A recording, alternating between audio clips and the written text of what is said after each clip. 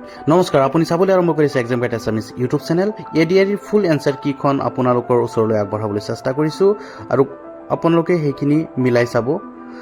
টুকলাই চাহ গৱেষণা কেন্দ্ৰ ক'ত অৱস্থিত? ইয়াৰে শুদ্ধ উত্তৰটো হ'ব যোৰহাট। ইয়াৰ পাছৰ দ্বিতীয় প্ৰশ্নটো আছে, নুমলীগড় তেল শোধনাগাৰ কোনটো জিলাত অৱস্থিত? ইয়াৰ শুদ্ধ উত্তৰটো হ'ল গোলাঘাট জিলা। ইয়াৰ পিছত আছে, তলৰ কোনটো পৰ্বতমালা উত্তৰ পূবত অৱস্থিত?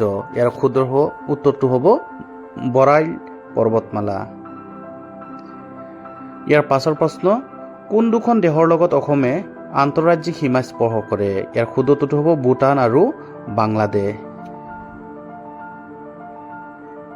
ইয়াৰ পাছত আছে, আহোম সাম্ৰাজ্যৰ শেষ ৰাজধানী ক'ত আছিল?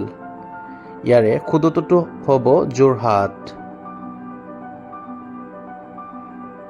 ইয়াৰ পাছৰ প্ৰশ্নটো হ'ল, ভাৰতৰ একেবাৰে পশ্চিমত অৱস্থিত ৰাজ্যখনৰ নাম কি? ইয়াৰ উত্তৰটো হ'ব গুজৰাট।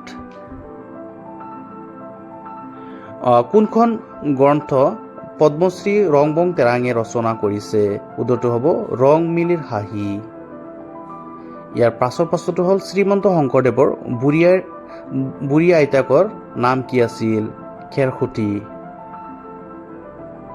ইয়াৰ পাছৰ প্ৰশ্নটোলৈ আগবাঢ়িছোঁ, ৰঞ্জু হাজৰিকাৰ প্ৰকৃত নাম কি আছিল? কুমুদ চন্দ্ৰ হাজৰিকা। ইয়াৰ পাছৰ প্ৰশ্নটো হ'ল, the opposite word of friend, বন্ধুৰ বিপৰীত শব্দ ফো মানে অৰ্থ হ'ল শত্ৰু। ইয়াৰ পিছত হ'ল, দ্য এণ্টনিয়ম অফ সৰো, দুখৰ বিপৰীত শব্দ জয়।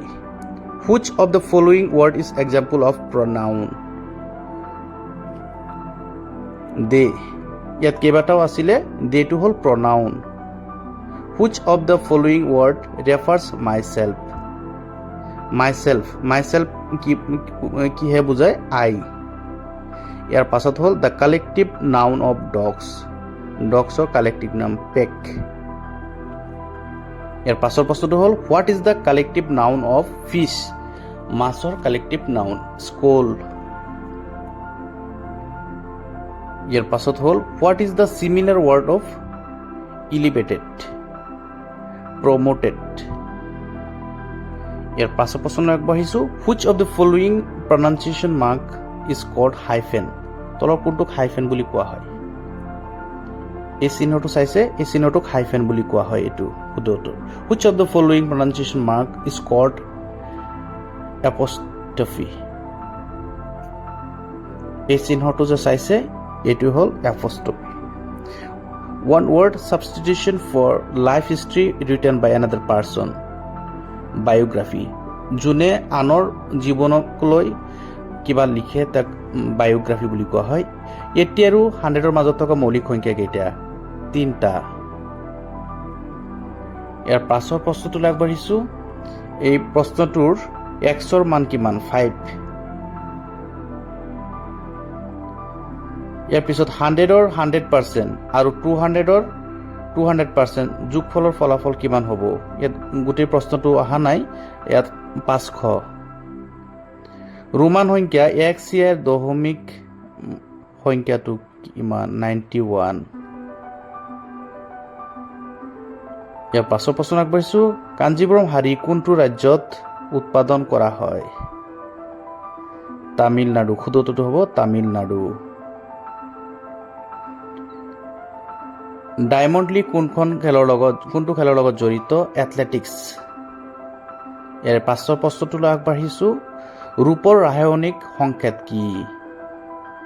Ag। অমিলটো বাছি উলিওৱা, যোনটো অমিল আছে সেইটো বাছি উলিয়াব লাগে। মালদ্বীপ কেন্দ্ৰীয় শাসিত অঞ্চল নহয়।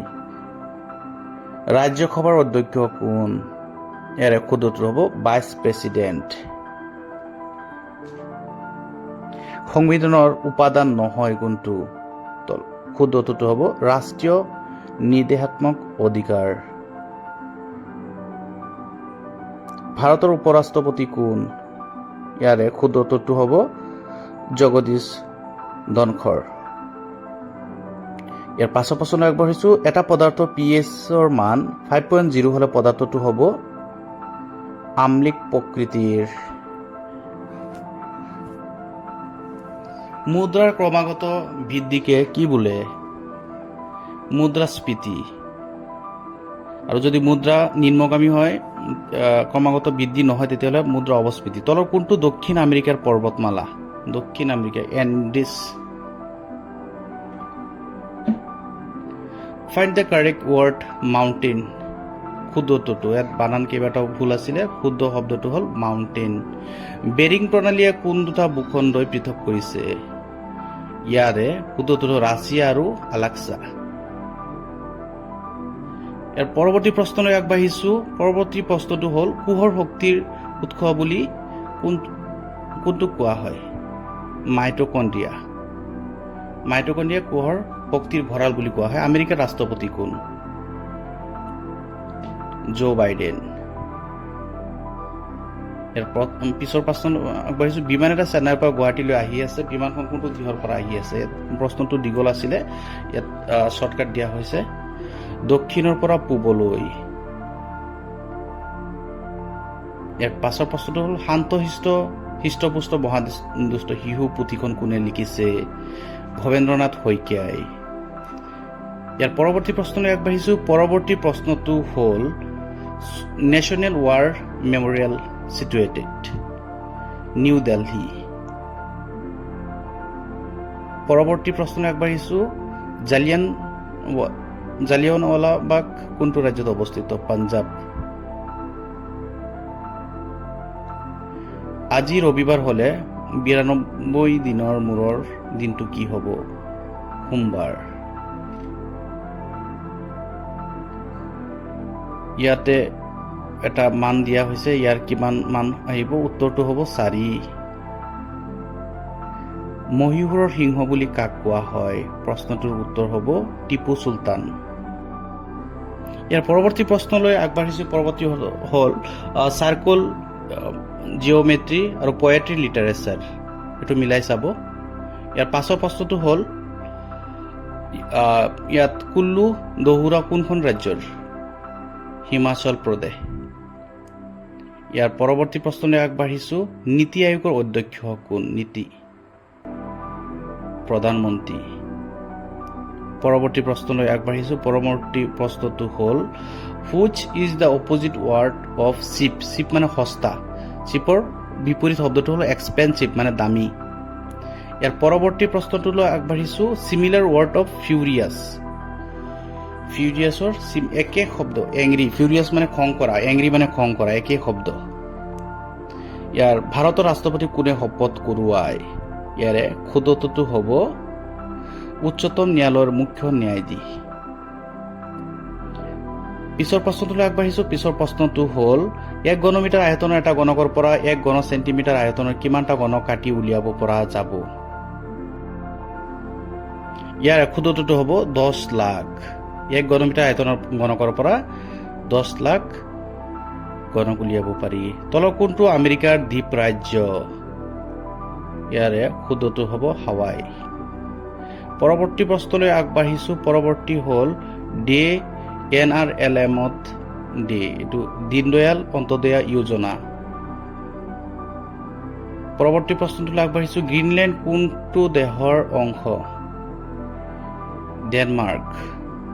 ডেনমাৰ্কৰ গ্ৰীণলেণ্ড অংশ হয়। পৰৱৰ্তী প্ৰশ্ন কোনটো মহাদেশৰ মাজেৰে বিষুৱ ৰেখা, মকৰক্ৰান্তি ৰেখা আৰু কৰ্কটক্ৰান্তি ৰেখা পাৰ হৈ গৈছে? ইয়াৰে শুদ্ধ উত্তৰটো হ'ব আফ্ৰিকা। পৰৱৰ্তী প্ৰশ্ন হ'ল তানিয়া আৰু নয়নমণি শইকীয়া কোনটো খেলৰ লগত জড়িত? ইয়াৰে লন বল। আপোনালোকে পৰীক্ষাত কোনকেইটা আনচাৰ চিলেক্ট কৰিলে ইয়াৰ সৈতে মিলাই চাব পাৰে। আজিলৈ মানে ধন্যবাদ।